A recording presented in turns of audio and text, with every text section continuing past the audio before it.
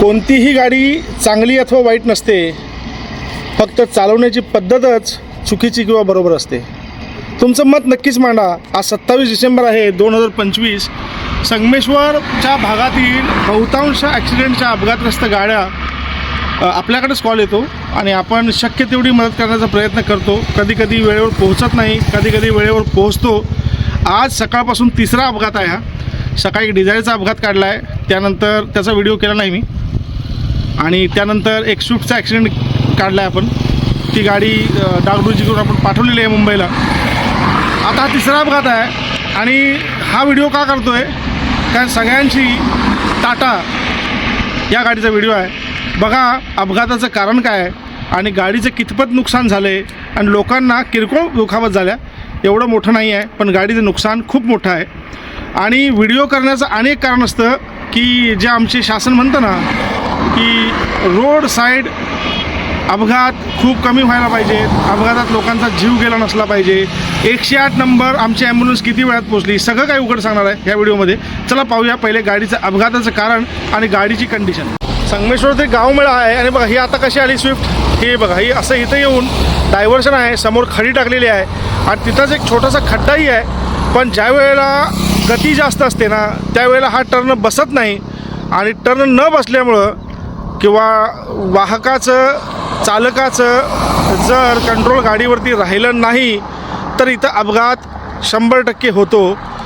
आता इथून ही गाडी जी तुम्हाला दिसते आहे आता नेक्सॉन आहे, ऑटो आहे गाडी. ती गाडी फुल स्पीडनं आली, त्यांचा टर्न बसला नाही आणि गाडी इथे या जागेवरती उलटली. गाडीमध्ये 4 लोकं होती, जास्त लागलं नाही कोणाला, एअरबॅग दोन्ही उघडल्यात. पण टाटाच्या गाडीचं नुकसान बऱ्यापैकी झालेलं आहे. 2 एअरबॅग, हे फेंडर एक, हा दरवाजा पूर्णतः खराब झाला आहे, पाठीमागचा दरवाजा. म्हणजे ह्या जागेवरती गाडी ह्या दिशेवरती उलटली आणि दोन्ही एअरबॅग उघडल्यात. बऱ्यापैकी नुकसान आहे. मी त्यांना म्हटलं की याच्यापेक्षा वाईट आणि काय झालं असतं. मला फोन सकाळी ॲक्सिडेंट झाला होता. रोडवरून जाताना आपल्या एका परिचितांना मला कॉल केला आणि म्हटले, लगेच मला फोन आला. मी लगेच जोशी साहेबांचा नंबर फॉरवर्ड केला आणि अमोल साहेबांचा आमचा नंबर एक फॉरवर्ड केला. दोन्ही संगमेश्वर पोलीस डिपार्टमेंटला असतात, सजग अधिकारी आणि सतर्क असतात, नेहमी मदतीला लवकर धावून जातात. पण 108ला फोन करून 112ला फोन करूनही ॲम्ब्युलन्स वेळेवर पोहोचली नाही. शेवट मला लोकांनी सांगितलं की तू जा आणि संगमेश्वर रुग्णालय इथं बघ ॲम्ब्युलन्सचा काय विषय आहे तो. तिथं मी गेलो, ॲम्ब्युलन्सचा ड्रायव्हर रूममध्ये होता, त्याला सांगितलं असा प्रकार झाला आहे. मग तो माणूस इकडं आला. म्हणजे जो गोल्डन आवर असतो ना तो निघून गेला होता.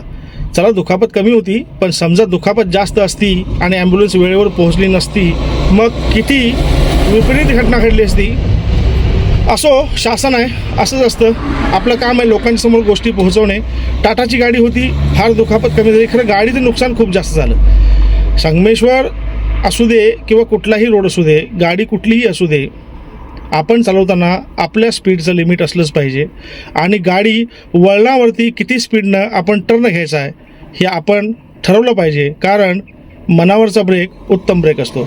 चला असेच व्हिडिओ आणत असतो मी हायवेच्या अवेअरनेसचे, ब्लॅक स्पॉटचे, गाड्यांच्या माहितीचे आणि गाडीच्या मेंटेनन्सचे. फॉलो करा, सबस्क्राईब करा, लाईक करा आणि तुमचं कमेंट नक्की मला सांगा की 108 वाल्यांची सेवा अजून कशी सुधारता येईल आपल्याला.